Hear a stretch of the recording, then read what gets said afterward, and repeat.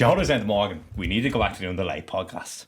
Yeah, good crack. I was saying, like, we used to finish sessions at 9, get here, King would do a food collection, start the podcast at like 10:30. Mm-hmm. It was the life. It was great crack. I used to rock into work at 8:30 the next morning like a zombie. Mm-hmm. Oh, it was great fun. It was honestly probably the peak of my life. Kinger is very funny. What's the crack? Megan, you're right. Nice to meet you. Are you alright? How's things? Oh. To navigate your way in there now. I know. How are sorry. you? Good, yeah. Grand. All fancy. Yeah. If you want to throw your stuff anywhere here and then. It's a bit of a maze getting in. But It's a bit of a mess. In here? Oh, I mean, getting over all that. Like, Oh, you in here as well? Did you find alright? Hip flexors going, yeah, it was grand. It was outside. Weird as fuck, isn't it? That's it. Like, Can't even find the door. We used to do it like 10 o'clock in the night, and Oh, really? we'd finish on the pitch at 9 in Selbridge, and then we'd shift Kinger off to go with the food. Get Hillbillies just around the corner. It's quality. That's your diet? Yeah, well, it was back then. So we'd send Kinger off to get that, and we'd pack up all the gear, and we'd be in here till about 2 in the morning. Stop trying to finish up now. We are delighted to have Financial Planning Matters as our official podcast sponsor. To those that don't know, Financial Planning Matters help individuals secure their financial future. The company is led by a great friend of ours, Niall O'Connor, who is also a UEFA B licensed coach as well, familiar within that football space. Niall has helped me personally secure my financial future by allowing me to get a good understanding of my money management. A couple of small things where he helped me improve were understanding where to put money into specific investments, how to save for my retirement, and as well as that, small little tips and tricks like having an emergency fund and how to budget correctly for those longer term payments. If you want to get in contact with Niall and the team about your financial future, you can reach out to them directly at www.fpms.ie. Are we good to go there? yeah, I mean, have fun there. Or are we just chatting around? All right. Megan, welcome. Thank you. Thanks for having me. Yeah, no worries. I am the third girl to be asked from Swords. Yeah. I was a bit you're raging. Swords as well, are you? Yeah, I'm Swords as well. Jamie and Jess got there before me. They always laugh. But no, it's good to be invited on and just chat. They've already picked up Swords, so I don't need to talk about it too much. Are you from the same state as them? I'm in the middle of two of them. We're literally like 2 minutes from each other. What's the story with that area of Swords? Honestly, Morgan was up there last weekend and we had a camp there a few weeks ago. And, yeah, it's football hub. Always has been. Just an absolute. There's like the pool of players, so we all went to school together. Yeah, and things like that. So we all grew up together. So, like, even when you look in the women's like League of Ireland now, like Fiona Donnelly lives in Swords. There's a couple of girls come through the underage from the area. So it is a football hub, and there's good clubs, obviously, Swords Celtic and Swords Manor. That's where we all kind of played. So there is good structures in place out there. So Yeah, no, big time. And no, apologies. It's too late to have I you know on. I'm raging. No, I've got to you, I'm raging too. And I saw we were talking about guests about like the next crop. But I knew you were on camp. I think that was the big thing. We knew that you were away with the women's on camp, like the Irish women's. Right. And we're always cagey when there's like cup finals coming up or like big games. Yeah. We're always Yeah, like that's trying to fair. not disturb the peace. But that's your excuse. Yeah. Yeah, no, I am always. good To excuse. be fair, I'm always away. So yeah, that's all right. How often do you travel? A lot. Like I suppose if you look at last year, it was quite a hectic year last year. I was involved with the 16s. We done a good bit of travelling last year with the 16s in terms of our games programme, and I got asked to go away with the under 19s to their league phase. Obviously you have your holidays in between, and then we had Champions League with Sheld, so that was a hectic year. So this year hasn't been too bad. I've had two football trips so far, so it's been all right. And then obviously my own social life as well, because I was obviously injured for a while, so I kind of took advantage of that. Nice.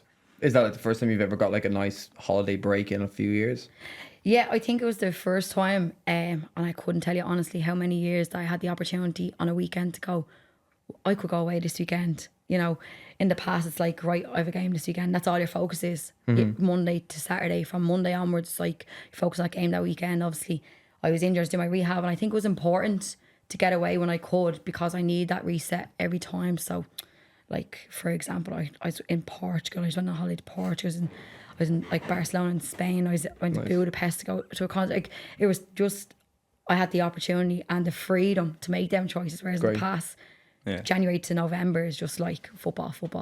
You have your small break in the summer of 2 weeks in June, but that's a strict 2 weeks that you can only go away at that time. So if you're looking for people to go away with, they might be around that time. Big so time. that was, I maximised the last few months. It's also Put it the that way. most expensive time to go in that gym. Exactly, yeah. it is, yeah. We didn't have that mid-season break this year. It was straight through, but in fairness with Shelbourne, there was an international window, so they gave us kind of a week off, and all the girls were just on holidays. Yeah. And they just flew on the next flight away, so that was nice. But then the end of season, but who got the tan and goes away into the sun down in November and December? But yeah, it was good. Yeah. He's come back way fresher mentally. After the off season. Yeah, even just after, like, for example, with you there going away on holidays and stuff, do you just feel like I would say it's just a big mental shift? Like, I used to think when players were like pros, it was all about like, you know, minimizing any away time, staying fit, and in your off season, like it's your on season. Whereas now I'm kind of taking like the opposite approach, like the more rest for the mind and the body. It's just you come back a different person, a bit fresher. Yeah, I think that the biggest and most important thing is for the mind. You have to switch off because it's so intense for the whole year, and you know, playing with shells and stuff like that. You know, it's particularly the run in for the season. You're going for leagues, you're going for the FAI Cups and all.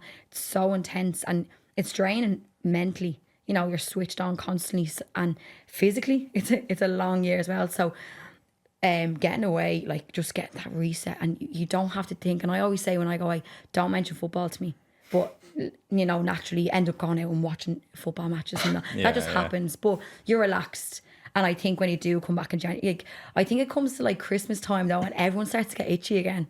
So you've had your 6 or 7 weeks of like switching off, like you're doing what you want, getting away, resetting. But then when it comes to like first week of January, everyone's back in pre-season. Everyone gets so excited to go into pre-season fit, which is mental when you say it. So your pre-season kind of starts the first week of January, but you do feel like a new person. But I always say September onwards, that's when you're like, oh my God, the home stretch, it's near, but it is like, it can be draining. Yeah, we've tried to make it fun the last couple of years in the pre-season. A lot of players like to come in and get like individual work, but we try to like add like pickup games and stuff. It worked really well for the women's this year, didn't it? Yeah, geez, they were ridiculous amount of the numbers we got for them were really good, wasn't it? I think the league's really good for that. Yeah. Teams cooperate really well with each other, I find.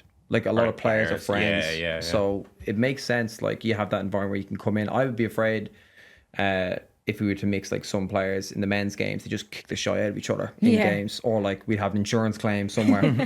But people seem to be in the women's game. They just definitely seem to just want to come in, train together, play hard, and even just make new connections for whatever reason, you know.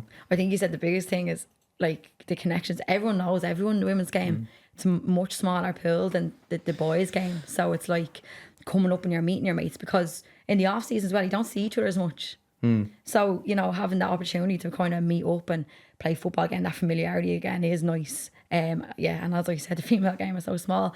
And, you know, in terms of the clubs cooperating, they do cooperate. Like they want the best players coming into the club and coming into pre-season, the season in the best shape possible. And I think that's where yourselves come in, because they know what you give to the players in terms of that individual, in that individual development, and you want what's best for the players, and so do the clubs. You know, it's like what's best for the players. So I think the only way to be is kind of understanding what you are trying to do. But then on the flip side of that, sometimes people can do too much, big time, too soon. It's a balance. It's finding that balance and kind of periodising the week as well, so that you go into pre-season ready and fresh, rather than nearly burnt out because you're trying to get so fit for pre-season because the Broncos coming up on the second night of pre-season and you need to get, you know, this mental score. Sometimes it's just a baseline. You have 6 weeks of pre-season then, and that would be my approach to it. It's probably my excuse for not being fit. It's funny because even when you chat to some people, let's just take some of the lads from the off season there, it's like they're obviously given some sort of program at their club, and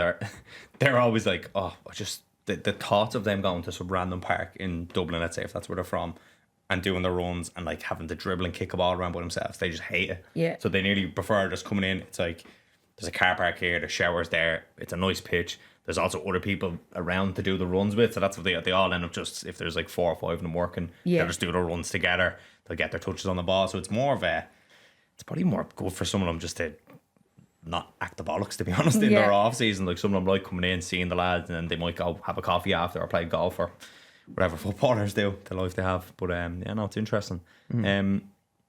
With you, obviously, we can go down the playing route, the coaching route. We'll obviously touch on all bases, but I suppose dealing with the injury, it's obviously a massive injury that lots of people deal with, and it's tough. Was the experience you had of it? I know you've played a couple of games now, haven't you, since you've been back? Yeah, I think I'm back like just over 3 weeks now. So I've played, Jesus, probably 4 or 5 games. Yeah, in and out, I just played a game with the 19s last week as well to get my minutes up as well. But yeah, since I've come back, it's been good. It's been positive. I think my minutes have grown, and Owen, the new manager, he's been brilliant. You know, any game that I've been available for, I've been lucky enough to come on. So, on Saturday just gone, like I came on at half time, got 45 minutes. Obviously, it was a big game. It was against Athlone, so it was overwhelming to come on in that game at 45 minutes. But yeah, I think at the moment my mindset is just like keep growing your minutes, just trying to get that match fit. There's a difference between being fit and getting match fit. You know, the last 6 months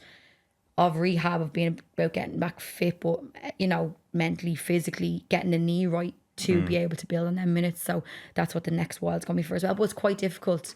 And you look at the league table, it's so tight. So it's not like, right, let's try and get Megan on here today. Yeah. There's like our squad depth is so big this year.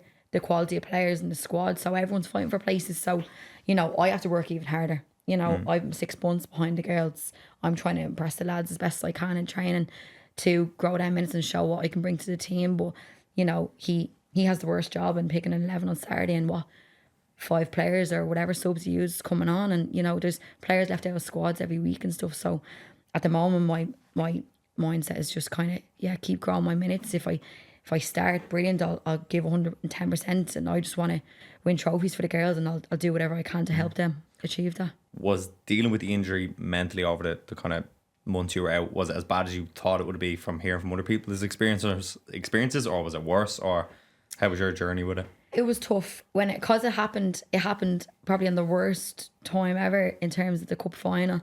And we went 1-0 down. I think it happened literally a couple of minutes later.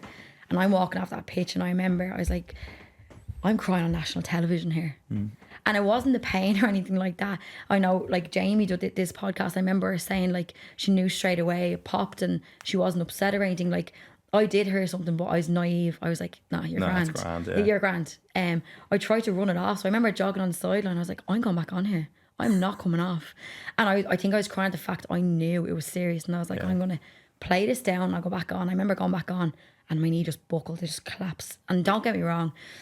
Like, yeah, it was the MCL. Like, people have done ACLs and they're longer periods of time. But from that week after, when I heard what it was, and you're looking at time frames, met the surgeon, you're going, I think the biggest thing I said to myself was, approach this as a new learning opportunity. You've never had a serious injury before. If you go into this and just approach it as something new and take as much as you can from it. I mentioned already about having the freedom to maybe make different choices I hadn't had before, focus on my coaching more, individual training more. Yeah, just develop that a good, strong mindset and just really attack and make sure I'm coming back a stronger person as I was before, physically and mentally. And I feel like I'm in a really good place now, and I'm not happy I went through it. It was quite difficult. So that was the 19th November. I got the surgery the 18th of January. So I had a kind of rehab plan to get me ready for surgery. And that was a big thing because I didn't go straight into surgery. I built up the muscles and stuff so that I'd come out of surgery, that bit stronger. So I just attacked the rehab and no fear. If you have fear, it's just going to hold you back. So ain't the physio threw at me. I was like, yeah, no problem. I was like, give me more. And I was like, I think the biggest thing was trust with Dave O'Connor, our strength and conditioning coach, and Nicole, who was our new physio coming in. I trusted them and I knew they wanted what's best for me. And that was the biggest thing. So anything they said to me, I knew wasn't beyond what I could do, that I was going to hurt myself. So I pushed myself to my limits, and I played my first game I think just under 6 months back. So I think my last consultation, your one said the consultant said you're looking at probably 9 months, and I said no, I'm not. I said I'm not. Like, the surgeon told me 4 to 6 months, and I'll make sure I'm back before 4 to 6 months. And I was just determined. You no fear that you would never play again, or any doubts that things would turn the opposite way? No, I don't think so, because I just wanted to have a positive outlook. If you start feeling sorry for yourself, you're just going to hold yourself back more. And I didn't want to do that.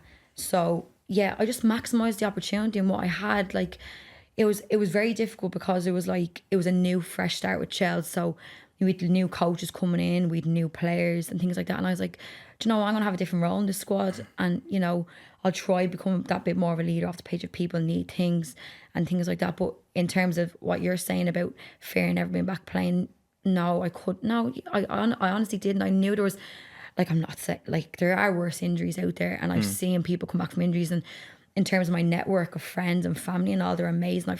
I had friends around me that have done serious injuries, and if I had a question, they were always open. And similar now, Courtney Maguire with Shells, she done her ACL then in March, and we got really close and we worked together. And I think my biggest thing to her is just don't have fear, and I always motivate. She will be back, and I know she will be back. And that's just my mindset. I know how much I love football and how much I want it, and you just don't let anything stop you. Mm-hmm. And on the rehab journey, you said that you done some pre-surgery I hear about this strength a lot work. now, Yeah, what does that entail? I haven't heard of anything like that before. It's just the basics. So it's like going into surgery, your quads, your hamstrings, your calves. So I was getting a hamstring graft. So, I knew the hamstrings would be coming back weaker. So it was important to put my quads, the hamstrings, my calves particularly in the strongest place possible in terms of what I could do. I could barely bend the knee. So I was like... Yeah, I was going to say, it's like strength training for them muscles. Yeah. How does that work if like that you can't bend the knee? How do you... You're looking at your quarter squats. I could do my RDLs, quad squeeze. And it sounds so silly. You're sitting there squeezing your quad for, say... And if Nicole listens, she's probably laughing. You're sitting there doing a quad squeeze for maybe 10 seconds. That's hard for how many reps? Your leg raises and your legs are shaking. So it's just keeping the muscles activated, because if you switch them off and just wait for the surgery, they're switched off, they're not being utilised, and then you lose your muscle memory. Yeah. So it's keeping them activated. And that's why as soon as you come out of surgery, then just go straight into the rehab, because if you allow your muscles to kind of decrease, it'll take even longer for that muscle memory to come back. So I was straight into rehab even when I came back. But I had another friend that done her ACL recently, and she was doing rehab before, and I said, it will be the best thing you do.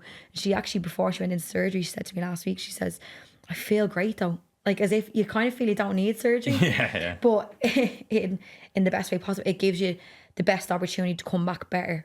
Because if you neglect surgery, which was an opportunity, there was an option potentially for myself to not do surgery and just continue on that rehab, but the risk of it going again was too high, and it wasn't worth it. Mm-hmm.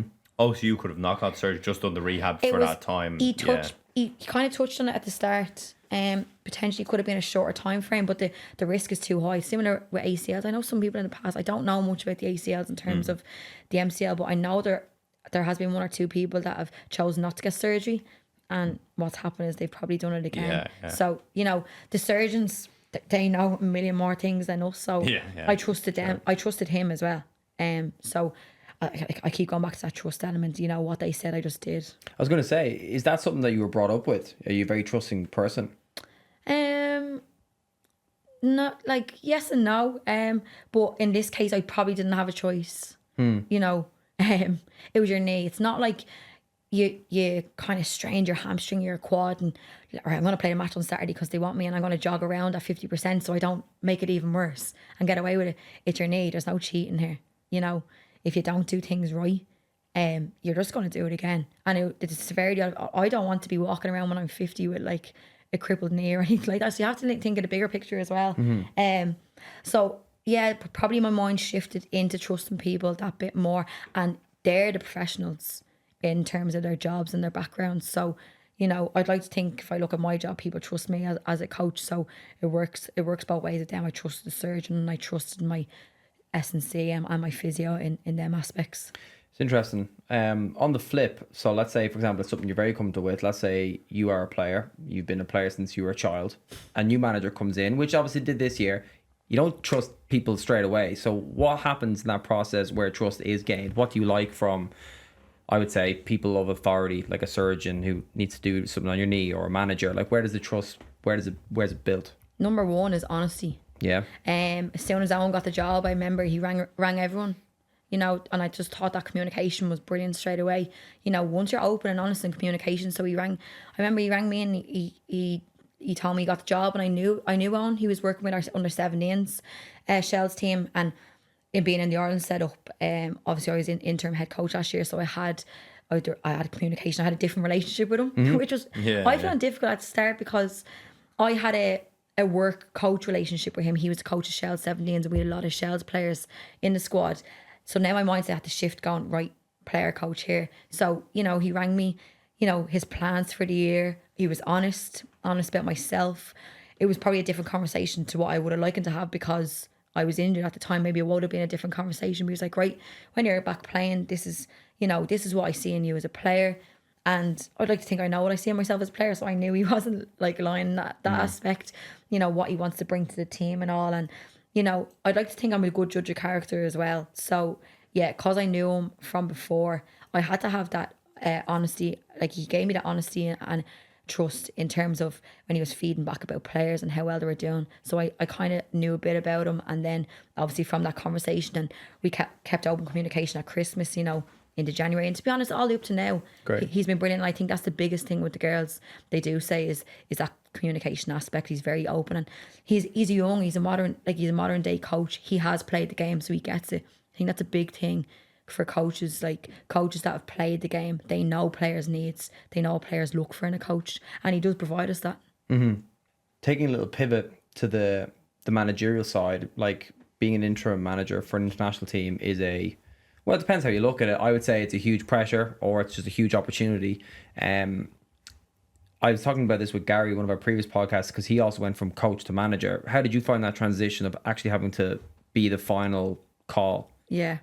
It's funny because you used the word transition, and I was doing both. Yeah, still. Yeah. Oh yeah, of course. Yeah, actually, yeah. It was crazy. So it happened quite quickly. It was obviously what happened. So obviously Tom Elms had to go. He went full time with the senior team for the World Cup, and he informed me. And there were certain times and camps, in the year before that where there was clashes with the seniors and 16s. So in terms of day events, or we went to Malta for a development tournament, and I had the opportunity just to kind of lead it. I was still the assistant, and he flew to maybe Malta 2 days later and things like that. So I had a small snippet of it. Bear in mind, the biggest thing is some of these girls on the team were my teammates. Oh, of course. So I was coaching them, and I was going back on a Saturday or whatever it was, Monday or Wednesday training, and they had to shift their mindset to Megan, my teammate, and I had to shift my mindset to, Hannah or Lucy or whoever it may be as my teammate, and I'm not coaching them tonight. So the transition is always going to be there for the foreseeable until I still play. And it was difficult in that aspect in terms of Shells. I obviously played for Shells. There was players in the team that were involved in the 16. So, I was always careful in how I did things. It happened so quickly, but I had to just back myself, I think, and just be confident and, getting the job. Obviously people trusted me with the role. So it was quite overwhelming at the start, but because it happened so quickly, I didn't have time to sit there and process what I was actually doing. I just threw myself at it, and I wanted to enjoy it. I knew it did end up being a short period of time. We didn't know what was going to happen in the future in terms of time with the seniors. So I said, go with the flow, enjoy it. This is going to be on your CV for life at 25 years old. This is going to be a massive opportunity for you. Take the learnings, take not the mistakes, but there will be times where you go, could have done that better today for your future development. And I did, but the transition was nearly happening within 24 hours as well, from player to coach and coach to player. And yeah, I have to say though, the girls were brilliant in terms of how they looked at me, because if people know me as a coach and a player, I probably am two different people. And it sounds, you're kind of going, well, how I love playing. I love having a laugh. They're all my friends. With Shells, I love to joke and mess, but I wouldn't have that personality when I'm coaching, because it is my job, and you are being looked up to. You're a leader. You're potentially a role model to people, so you do have to slightly change. I'll always have the same personality. I'll always be outgoing. Hopefully people think I'm approachable. And things like that. But in terms of the jokey and fun side, I had to tone it down a bit in the coaching. I think you would say this a lot of weeks, is that if you didn't throw yourself into it, players would sniff it out, wouldn't they? Like they'd cop that. Smell blood. She's not up to this. Yeah. Whereas, like you said, if you have, because we all kind of have that. We all have that personality where, once you go on a pitch, it's like our alter ego comes out. Yeah. We're all so different, but Yeah. it's interesting. It'd be interesting to actually interview the girls who were your teammates, and the players in a couple of years. Because it'd be interesting to see what they say. They'd be like having a laugh at you as a player, and then the next day she's like, Jesus. But I think like that, players would smell blood if you didn't back it. Like if you were hesitant for the first kind of 2 or 3 meetings you'd done or 2 or 3 sessions you led, I think players, even at that age, cop stuff like that straight away. Which, if that had happened, it would have been a great learning for you anyway. But I think the main thing you said is you got to back yourself. I think it's coaches probably don't do it enough. Like if you've been given that opportunity, it means that somebody trusts your ability. And obviously as coaches, it's always imposter syndrome really, isn't it? 100%. Whereas like that, when you do back yourself and go in, because if you're given an opportunity, it's because somebody does back you. Yeah. So it's tough. I think that like imposter syndrome, I remember we went to the development tournament in Serbia, and I've never said this before, but I remember the 3 games, and I remember standing there for the national anthem, and I'm in front of all these coaches, and I'm looking back at my coaching staff, and I brought Danny O'Leary in as my assistant. Danny was there to kind of mentor me and things like that as well. And Danny is an unbelievable person, never mind coaching. I was saying, like, I'm the head coach here, and I remember that national anthem playing, and I'm looking out at these players going, I'm head coaching these girls in a development tournament, and it was overwhelming. And I'm going, like, should I be here? I'm the same size as them. I'm only like, I could throw on that jersey and go out onto that pitch and get away with it.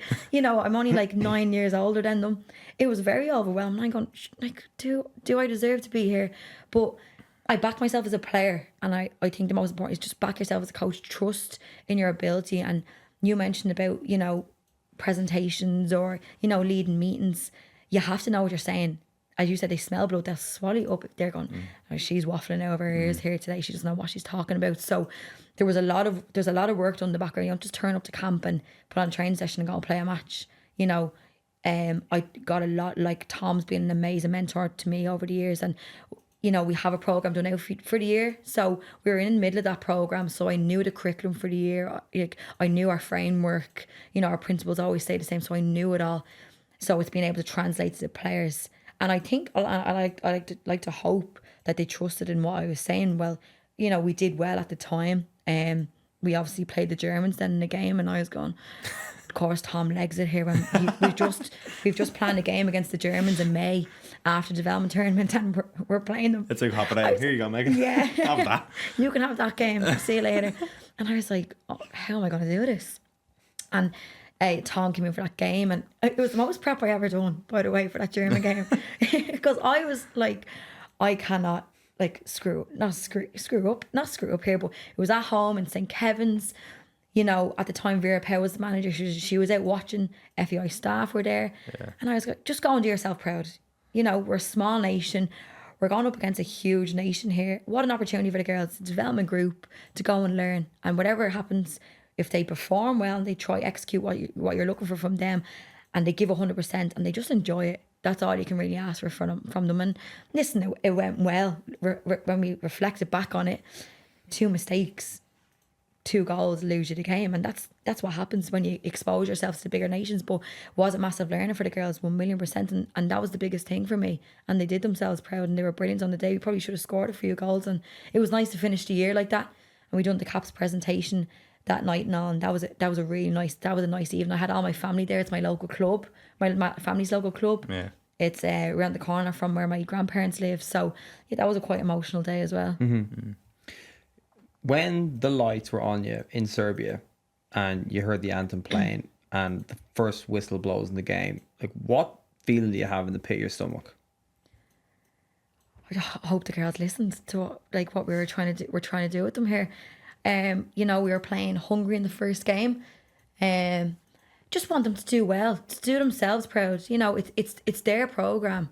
We provide them, the tools. It's up to them how they want to use them tools. And, we want them to come out of that tournament. We want them at the start of the program, they come in August, to, obviously the German game was a bit unique. We usually finish the program at the development tournament. So we wanted them in them 3 games to come out, and we've seen the development throughout the year. So we'll reflect. So I think the first international game we played that year was Wales. So Tom was obviously in charge. So from the Wales game up until the Serbia game, the last game of the tournament, or the first game, the development in them as people, as players. You know, they're away for 8 days, so it's massive development for them as people.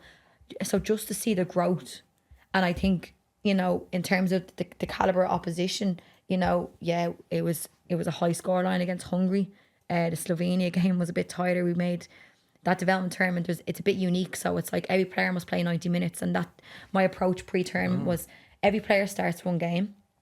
I managed to get every player on the pitch in every game, so just to expose them to not just the tournament, but playing against different opposition, different cultures, different systems of play, and things like that. So yeah, sometimes your subs are even pre-planned. So you're kind of hoping half time, like I hope I have the luxury to make these 3 changes still, which we did in that tournament. Then we shot ourselves in the foot though. We went back to kind of FEI and said, listen, we'd love the opportunity to go and expose ourselves to bigger nations. And this year they decided to put us in a competition with Portugal, Austria and France. Yeah, so, but going back to that, the first game, it was just like, yeah, do them proud. It's not about me. It's not about the coach staff. It's about them. It's their programme. And it's what they want to get out of it. Mm-hmm. And it's what they put into it is what they'll get out of it. And they did. They always, you know, they throw themselves at it. As I said, I threw myself into that role to just enjoy it. And they do. They're brilliant. The girls coming through are fantastic. They want to learn, you know. The women's game's grown in England and even over here, and they see opportunities. So how they apply themselves, they do apply themselves that bit more, because there is opportunities now to go and play full-time football abroad as a full-time job. Mm-hmm. If the opportunity presented itself when you were 18, 19, would you have jumped on it? Yeah, I think so. Like, looking back, you know, when I was growing up, I was obviously in the underage teams. You know, I played with Shelbourne at underage as well, and you know, I was a good player, and I think a left foot helps. There's not many left footers out there. So what happens is, yeah, you're going to play left wing, and I'm going, well, I'm a number 10, but like, you know, you're going to play left wing because you're left footed. So yeah, I kind of, I was a decent player, and like I played underage, and you know, probably on reflection, there's things I would have done differently. You know, in terms of my mindset back then, I was quite naive, and I probably didn't listen to coaches. I wasn't mature, I think is the way to sum it up. And you know, I had brilliant network of people around me to try help me, and I was like, well, what do they know? And I probably let myself go a bit, and I missed out on that opportunity. I think I could have been an even better player, and that's how I ended up in the coaching route as well.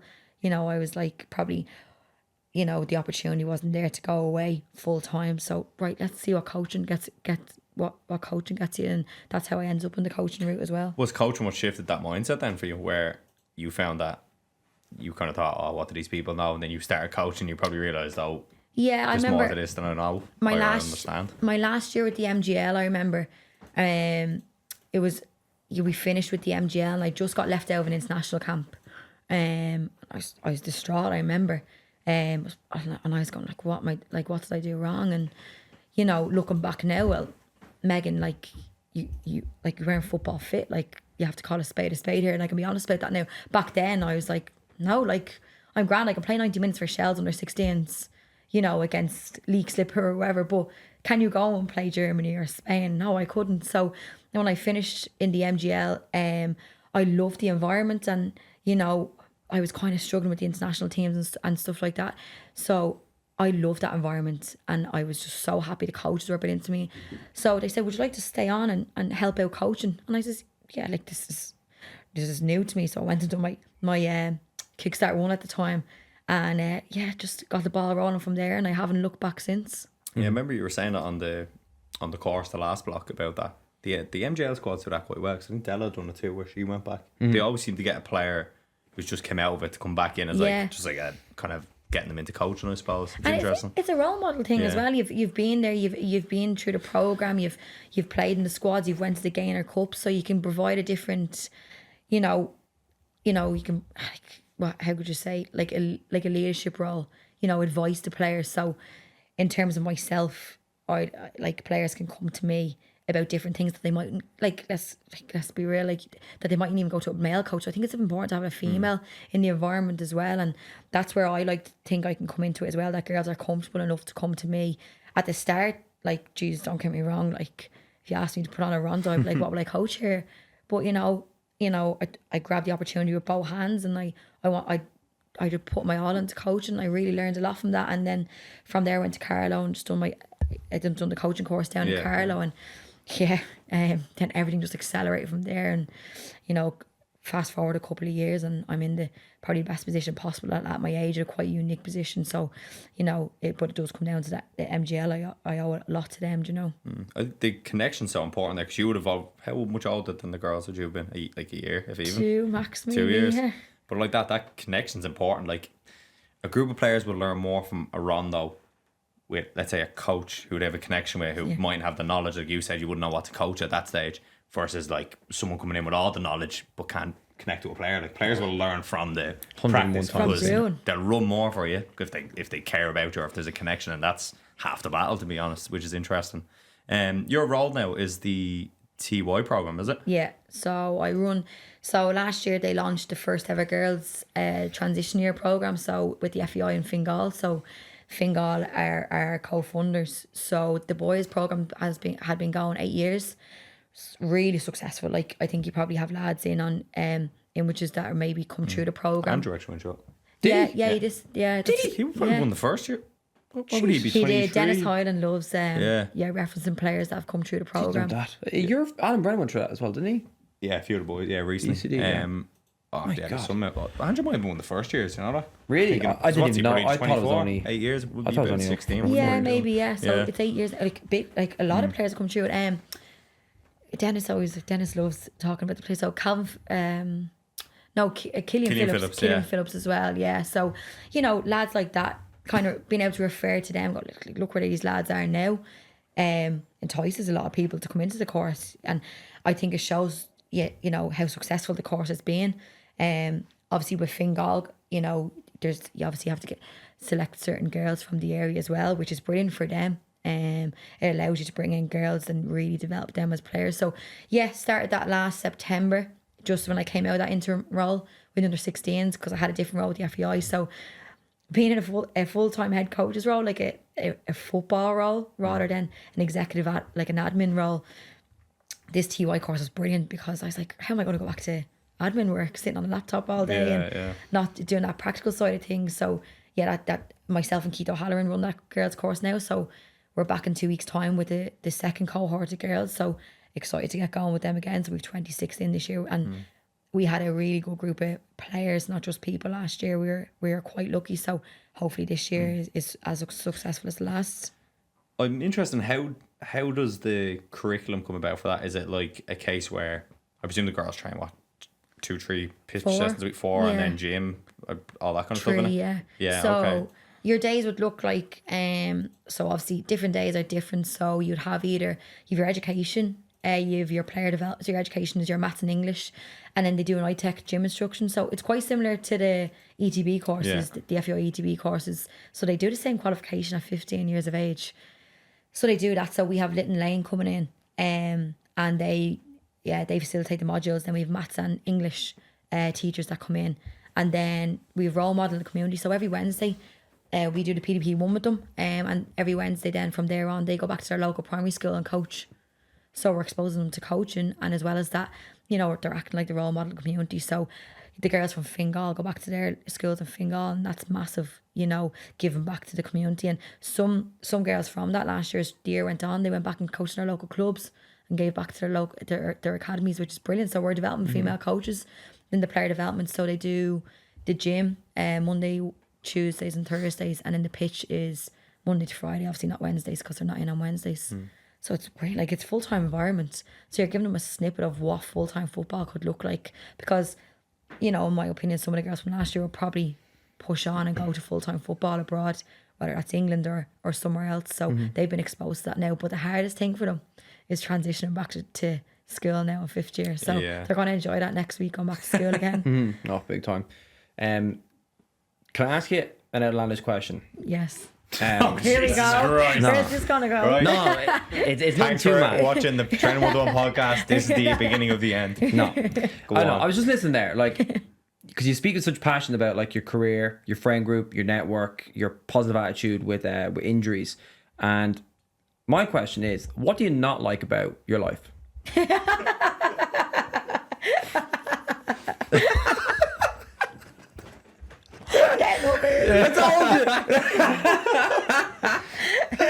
Yeah, the lack of time and getting up early.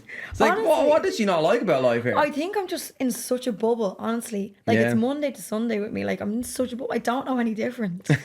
I probably don't like now back playing that I don't have the luxury to go away all the time. The holidays are gone. The holidays are gone. The best players that we've had in, I mean, the best players, they're always like, I can't wait for my holidays. As much as they Honestly, love football, I cannot wait for my holidays. It's just switching off and just lying there going, I do not need to go to the gym or Yeah. go and train, because the mid-season break is like, you're still training because you're going back to play matches again. You could be going back to play Rovers or Pima, and so like you go away and you're like, I'm so fixated all week on, like, if I went away for a week, I'm like, right, I'm going to train this day and this day.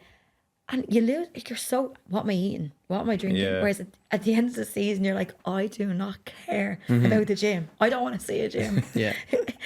I just want to see a gym's bar. Like, Yeah. you know? Bar and Exactly. grill, like, you know. So, what I don't like this new job, you have to get up early. It's a bit more routine than my old roles. So, yeah, I think, what's the point of, like, giving out about things in life? Just I haven't worked a day in my life. When you think about it, you probably be like yourselves. I wake up in the morning and I go to a football course. It's all I've known my whole life. So it's like, I've always said when I finished college, I never want to work a day in my life, and I don't feel like I have up until now. So hopefully a job comes up in the future and I don't hate it, because I'll be working. Back to the admin. Yeah. But you know, like, I can't complain. We talk about that a lot, where you kind of feel like you're in a bubble for a couple of months where, like, whatever you're doing doesn't feel like work. Do you ever worry that it'll get to a point where, obviously burnout's kind of a big thing people talk about now, where you'll just kind of, there'll be them kind of bad kind of weeks roll into a bad, like, do you have any strategies I suppose in place that can help with dealing with burnout? Is there any mindfulness stuff you might do regularly, or have you thought much about that? Definitely since the injury. Yeah. So when it happened, it was the end of the season. So, you know, my social life was good. We loved switching off at the end of the year and have a bit of crack for a while. When that surgery happened, I was in a brace. I had no car. I wasn't going to work. My family were all working. My friends were working. You know, Shells wasn't back yet. So for about, you know, and then when Shells was back, I couldn't even drive the train. Jess Garrigan, shout out to Jess Garrigan. She was my taxi driver. She was brilliant. Swords. Yeah, up the swords, yeah. So she was brilliant. Wait, listen, my family were brilliant and my friends. But I was stuck in a house with my own thoughts for a numerous amount of weeks, going, I am losing my marbles here. I tried to do a bit of work on the laptop to go back, but I wasn't in the course. Like, you have to be in on the course. Like, you want to be coaching and stuff. So I learned a lot in that period of time, a lot. And I think anyone that listens to this is gonna laugh at me, but I started reading. Am I the best reader in the world? Absolutely not. Do I read every single day? No. But I tried to do new things. I started reading, starting listening to podcasts, whether it's yourselves or maybe rivals in England that I'd listen to. Yeah, they're really good podcasts, you know, and just listening to people's experience. Everyone has different life experience, and it's not just football. You know, I remember I listened to a podcast. One of the best ones I've listened to is Jo Malone. You know, her mindset is unbelievable. Johnny Wilkinson was quite in depth. I listened to one about him before. Is that the one on high performance? Yes, I didn't want to get. Very in depth. I listened to that and I was like, yeah, like, as in, I haven't a clue. what's going on I here. enjoyed it. Yeah, as in, you need no pad and pen. Yeah. For some of these, and yeah, just listening to people's approaches to difficult situations, and looking back now when I got the injury, and you know, I periodise myself weekly now to make sure I'm not overloading my body. So that's really important. Whereas before, I couldn't tell you last year a day that I woke up going, what will I do today? I just went the whole year having something on. There wasn't one day that I said to myself, Jesus, Megan, like, where do you want to go today? Or, what, do you want to just lie in bed all day? It was never that. And since the injury, you got opportunities to do that, got sick of it after a while, but you look back and you're going, you potentially were burnt out. And I was burnt out, and I think talking to people, I was I'd like to say the worst communicator in the world. All I want to talk about is football and having a laugh and joking with my mates, but actually talking about, like, how you feel and stuff like that, and having the right people around you to talk to was the biggest. And I did, and you know, I'd like to think I've become better at communication. Like, forget about work, forget about football, just life and how you feel. Like, if I'm having a bad day, you know, it's okay to be open about that. Whereas before, I'm like, grow up, Megan, get on with it. And that's the way, and you let things go to the back of your head. But when I came out, when that injury happened, I said, Jesus Christ, like, when did you switch off? And I hadn't switched off for I don't know how long. Mm-hmm. Yeah, I think real conversations happen when actually nothing is said. Yes. Between you and yourself. Yes. I was in four walls and I had no choice but to think. And I don't think, I'm go. And I sat there and I just thought. And it was great because I didn't get to, like, I never think. And I'm like, right, what do you want to do? You know, where do you see yourself in the next week? How are you going to approach today? You know, how are you going to approach your rehab? Setting little small goals in terms of the rehab. It could be small goals in terms of rehab. It could be small goals off the pitch. It could be small goals in terms of coaching. So the Elite A license, I'm on the Elite A license with you guys. I had no intention of doing that. None whatsoever. I was like, right, relax. Here, Megan, you don't need to do another. I finished my A license January last year. It says, you don't need to get into another coaching course. I studied it. I'd done school. I'd done the ETB course. Went to Carlo, done my A license. I was like, when's the last time you didn't study? Since the age of 5. But then when the injury happened, I was like, right, let's put your mind into something else. And the Elite A license, obviously, you know, it's a completely different world. It's not as much practical. And coaching, it's quite academy structures and, you know, academy directors. And I've taken a lot out of that course to give to life. And something massive lately that I've said, people say, oh, I'm dealing with this at the moment. And you're going to laugh at it. Love it. And I say to myself, no, let's work on it. So we had a sports psychologist come in and she was discussing working with parents. The biggest, you don't deal with parents, like you work with parents, and how to work with parents, how to get a buy-in from them. But that comes down to everyday life. Don't deal with something because it's a negative way to think about it. If you work on something you want to get the positives out of it, and that's the way I've started to approach things in the last while. Yeah, that's a good point. It is, it's a great shift. Deal with you every day. Yeah. No, work with him. Work with him. And if he's annoying you, let's work on it and just tell him. You're wrecking my head. Oh yeah, it got me. It's funny, like I've known Gary since we were, what was it, 12, I'd say? About that, yeah. Too long? Yeah, it is too long. Yeah. And I don't know, I think any time that's really come to the crunch, I think we've really talked it out well. Well, to be fair. No, but like anything that was... Or I just leave her. No. You've insinuated the conversation, Megan. But on that, like, it's just having good friend networks, good communication channels. Obviously, that makes for a seriously healthy recipe for a life. But I don't know, I think even on the injury side of things, I think you've got there's goal there that you found on just like the isolation part, because I definitely find as well that if you don't give enough time to even just like sit there and just like even ask yourself like the question, like how do you feel, it takes a good like 10 minutes to even warm up to that question. And then people kind of like, I'm just gonna, you know, go on TikTok or go cook the dinner for the night. Yeah, it's just a productivity cycle all the time, and you're always just chasing the hours. But yeah, there's goal there, which is interesting, which is awful because I mean it took an injury to kind of like unlock that. Know. How come somebody just couldn't, you know, knock on your door and say you probably should do this? Just shake me. But it doesn't work though, does it? You need an A-bomb to go off, don't you? I do sometimes need a kick up to sometimes realise things, and this was potentially my kick up. But when you speak about burnout, I think the injury happened because of burnout. You know, we all have the whoop. I remember us talking about the whoop. I went to that cup final, and I've only told it to a certain amount of people. I was 30% on that whoop going into the cup final. I was on a plane 4 times that week. Mm-hmm. Was that the best approach to a cup final? And, you know, preparation? Absolutely not. I was away with the 16s from Sunday to Thursday. We were playing a double header against Scotland. So we flew out on the Sunday. We played Scotland on Tuesday. I flew back Wednesday afternoon to train with Shells because I missed the Monday training. So I flew back Wednesday afternoon and I flew back at 7 a.m. Thursday morning because we played on Thursday. And then I flew back with the squad Thursday night, trained Saturday morning with Shells and played the match on Sunday afternoon. Yeah, that's fucking madness. I'm aware now. Yeah. I'm aware now. Mad. I remember you telling me about the whoop. I remember you telling me about it. And at the whoop that morning I was like, no, this isn't going to tell me that I'm not okay. Big time. Yeah, I'm fine. Like, who is this fella to tell me that's what invented this route and making millions. Who is this man to tell me? Telling me that I'm not okay and I'm going to get injured today. Oh, yes. But, yeah, I should have listened to him. He's obviously making millions now for a the wheel reason. fella. Yeah. Yeah. I know. Ridiculous. I think that's He why owes me I 6 months. couldn't have one.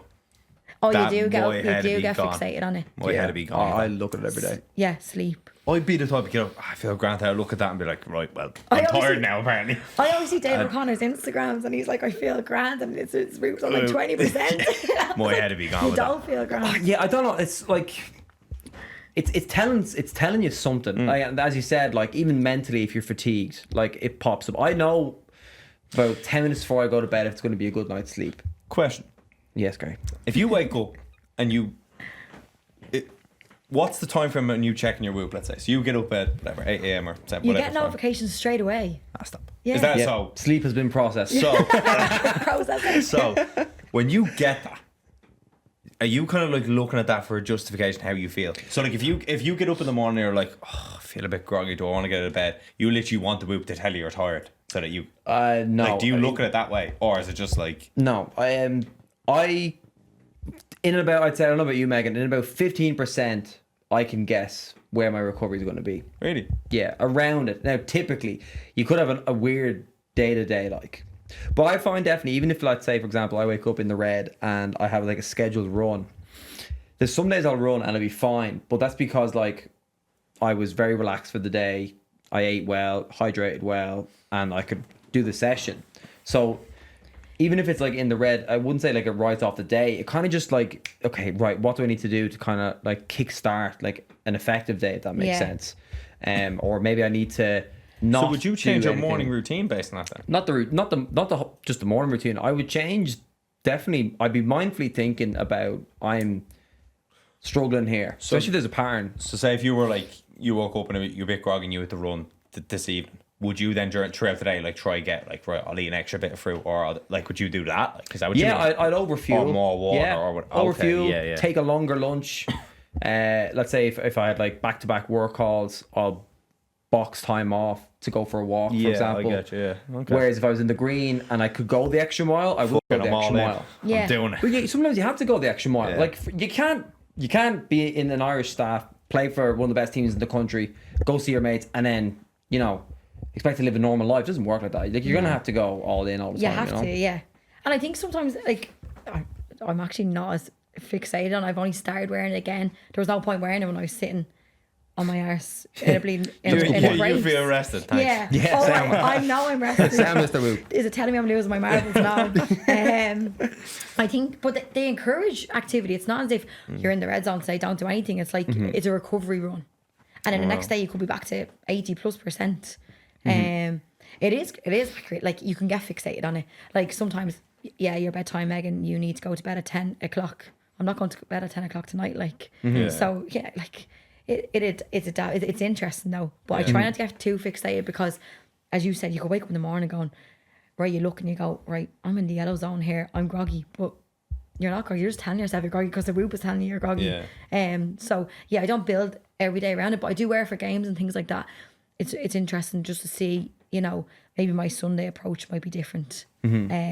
In terms, right, Megan, you need a recovery day here. You might need an activity strain of, 11, say for example. So you could do something light, or you couldn't do nothing at all. And sometimes a walk, a walk is an activity. So it could be something simple as that. But I don't delve too much into it. Tell what like were kayaking the other day or something, weren't you? Yeah, I was actually. Whoosh be sponsoring this because this is I agree.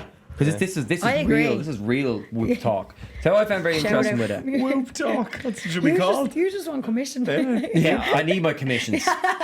Tell what was very interesting with Whoop, right? Or any sort of like data. Like obviously, data's only as good as the person who can articulate it and read it, even just like applying it. But one thing I found very interesting about the strain aspect was strain wasn't just physical strain. Do you ever come off a run, like a real hard train session, and you feel great, I like don't run. endorphins, 100 miles an hour, like everything feels great.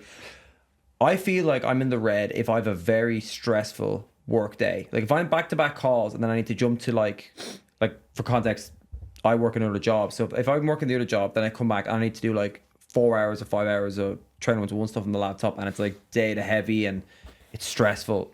I will sleep terribly because I'm going to bed like that and my eyes, it's like It's an adrenaline. Yeah.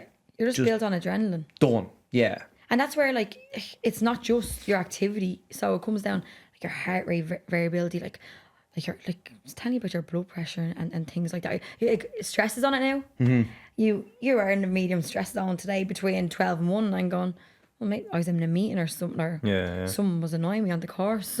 Simple What as. you like during paddle yesterday? Paddle? Yeah, we trained. We'll go to the stats after. Are you doing the We indoor played paddle? first game yesterday. How fun is it? Oh, we got bashed. Yeah. Are you brutal? Well, I wouldn't say we were not brutal, but Morgan's brilliant at everything. That's the problem. Morgan's good, yeah. He'll pick up anything. He's going to have a reel now on Instagram, isn't he? Oh, He probably, might play paddle. We actually, there was no, I know he's getting sick of, Morgan's getting sick of the social media aspect of things. Not the social Joe media happened aspect today of actually things. instead, me and him were standing in the cage and these two young lads walked by from the club, so we were trying, and he just went, the TikTok fella. I just kept walking. I know we'd both start laughing. Because like the TikTok fella. amount of stuff we post and all, Morgan just doesn't want it on his personal phone, so we have like 2 business phones and then personal phones. Yeah. So he just keeps all the socials on one That's aspect. huge. Yeah. By the way, keeping personal. I have a work phone. Yeah. And, you know, I put that work phone away certain times. That's your switch off. Yeah. But in terms of the content you do, like, it's brilliant. Like, I remember even last year on the girls' course, so we allow 15 minutes on a Tuesday and Thursday at the end of the session to do individual learning work. So sometimes the girls are like, you're asking a 15-year-old to go on and put a 15-minute session for themselves. And they're putting cones like 3 yards away from each other, 5 cones, and dribbling in and out. And I'm going, what's one of your strengths? And they're going, dribbling. And I says, well, why are you doing that? Do you know? So we actually have said to them, go on to the one-to-one page. And I was actually scrolling through it the other day, and some of this content on is brilliant. And we're going down that individual development route with players this year, you know, because they learn that, you know, that tactical element on with their clubs. It's very hard to bring players in and go, right, this is how you're going to play this system. We're going to work on this press today, and then they go back to their clubs and they're all doing something different. So Big time. Individual players, we spoke about it already. And like I'll be robbing some of your content, just so you know. Yeah, thanks very much. It's there to be taken. Yeah, It's. I'll give you the shout out. I appreciate it. It's free to consume. That's why it's there. And we're building out more like Coach stuff, proper yeah. coaching stuff now. It just was recorded, so Nice. Because even like we've had like pro footballers who are now coaches in like France and stuff texting saying, can you just give me like a drill book for centre forwards, even just to like spark like different ideas and stuff, you know? But I think the FA are going on the right route. Remember JJ was saying this in the podcast about like, the individual stuff, because if you can train an individual regardless of what system or function they play in, it's going to be beneficial, which is great. Because, and then obviously of course it just builds the technical aspect, but it definitely makes sense if you're talking about like how you can impact the most amount of players in the shortest amount of time with the least amount of resources. It's that. That was rolled off the tongue, by the way. Yeah, that was good. It was good. It was. People see the screen behind the camera. what are they called? The news anchors? The teleprompter. We need one of them. But no, I 100% agree, and I think the biggest things in Ireland right now is probably athletic development and that technical side of the game. You know, I kind of mentioned it to you earlier. I went to Lithuania, and it was, in fairness, the girls in terms of work rate, you know, and things like that, they were really, really good. But I'm sure they came home and needed to sleep for a month. And some of them actually went back to their clubs on the Monday and played in the semi-final of the All Ireland Cup on the Wednesday with their clubs. So like we speak about burnout as well. That element comes into it. But yeah, that technical aspect of the game is massive. Like we see it the last while. How can you get players to execute things within your system, you know, tactically, if they can't do the basics technically as an individual, you know? And in terms of leg development, if you're speaking about, you know, in a system of play, you're working on defending and things like that, and you're getting a player, you know, to be proactive, and, you know, the winger getting out to the fullback as quickly as she can, but she doesn't have the explosiveness at the moment to go and do it. Well, how are you going to work on things tactically? So I think it's just stripping it back now to the basics and really starting to developing individual players. And you made that a good point, and you're like, if we, you know, develop these players individually, you know, we're creating better players for the team environment as well. If you have 20 really, really strong footballers, they can buy into anything then tactically. And you do give them little snippets as you go. I'm not saying you completely brush aside that you know, the tactical side of the game. You know, I'm not in a club environment where you can structure your week. What's your technical session, your tactical session? But there is time in the week. 100%. And I think the way that we always label it, especially when I'm talking, because I've came from the team environment, the way I try to label the team coaches is like, well, we are not like competitors, we're collaborators. We want to make your teams better. Another gorgeous one. Yeah. I rehearse these things, Megan. He's on fire today. Ladies and gentlemen, he's Second on fire. thing, you're gonna love this one. You're gonna Here love he this one. goes, ready? Train 1-to-1 and any supplemental football. I'm not saying it's just us. They fill the hole that teams can't get to during the week. That is a fact. Drop the mic. Yeah, that is a mic drop. There's no point in us doing tactical things with players. It doesn't make sense. Whereas if a manager is with assist or with a team for three days would be great, obviously.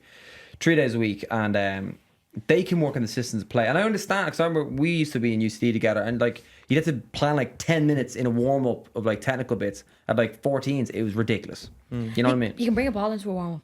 100%. And like drives me mad now. Like there's girls on my team, I won't say names, hate warm ups. Like they hate them. Like just give us a ball and we'll be warmed up in a few minutes. But listen, after being injured, I think it's important for I don't think that I should go into a rondo now without warming up, or else I'd be in a bundle. But there is ways to incorporate that, you know, that individual development, that technical side of the game. And you know, the modern day analysis is huge. You know, you can educate players tactically through analysis if you lose out on time during the week. There's other resources you can use. But yeah, maximising the time for that individual player, I think, is just huge for the game in Ireland, and particularly the female game as well. We want players to be able to receive the ball. Big time. No, it's gone the right direction. And I think I just remember there, in the spirit of green whoop, it's gone past 10 p.m. Right. So we got to be in bed. Green whoop. In the spirit of green whoop, I think we'll pull it there, Megan. So I appreciate the time. No problem. And like I said, a good night's sleep is key to green recovery. So don't ever say I let you down in that sense. No, thanks very much for having me. I appreciate it. Please sponsor us. And I'm just delighted to have to talk about swords for half the podcast. The big, Sick of swords, people. I was going to say the big city, but yeah, the big town. We done? Thanks, Yeah. Megan. Thank you. That was great, Megan. Thank you. Hopefully he's took something from it. We're waffling.